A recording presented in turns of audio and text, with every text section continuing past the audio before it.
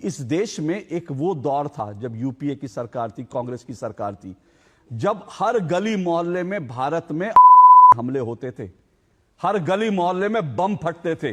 फिर से मैं बार बार याद दिलाता हूं, मैं जिस देश जहां बैठा हूं दिल्ली में, अगर दिल्ली के लोगों को याद हो तो एक डीटीसी की बस में आप चढ़ते थे तो वहां ऊपर सबसे पहले लिखा रहता था आपके आसपास बम हो सकता है। यह लिखा रहता था। आप बस में सफर करने जा रहे हैं, लोग घर से निकलते थे, मालूम नहीं होता था बाजार में जा रहे हैं, वापस आएंगे कि नहीं आएंगे। सरोजनी नगर, कनॉट प्लेस, हर जगह बम धमाके होते थे। और ये मेरे पास लिस्ट है, मैं सिर्फ आपको कुछ लिस्ट बता देता हूं। और इसीलिए कह रहा हूं, इस देश में आतंकवाद के खिलाफ जो जीरो टॉलरेंस की नीति होनी चाहिए थी, वो पूर्व सरकारों ने नहीं दिखाई, और इसीलिए भारत को इतनी जानों को गंवाना पड़ा।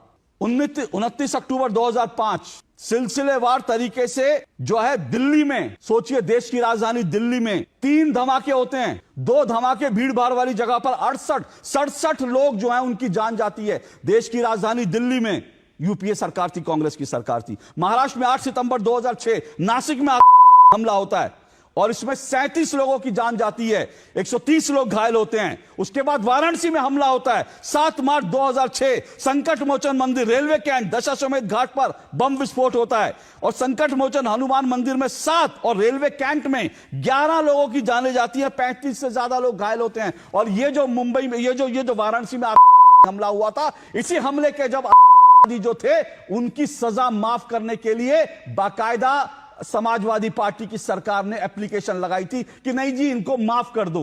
कोर्ट ने कहा कि अगली बार इनको पद्म भूषण दोगे, आज को छोड़ रहे हो। तो ये इस देश में पर होता था।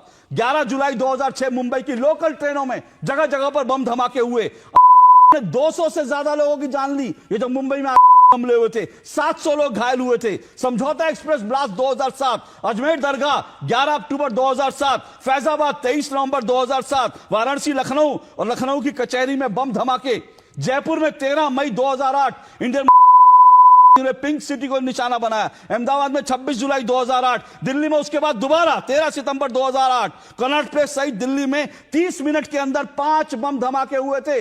30 मिनट के अंदर राजधानी दिल्ली में 5 बम धमाके। और इसमें क्या हुआ, इसमें दर्जनों लोग मारे गए। ऐसी लंबी लिस्ट है, मैं लंबी लिस्ट नहीं पढ़ना चाहता हूं, लेकिन मैं आपको सिर्फ यह एहसास करा रहा हूं कि इस देश में किस तरह की घटनाएं होती थी।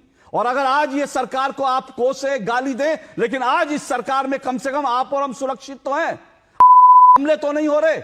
इस बात को लेकर अगर विपक्ष नहीं एक्सेप्ट करना चाहता, विपक्ष की मर्जी, लेकिन कम से कम आप पर राजनीति तो ना कर।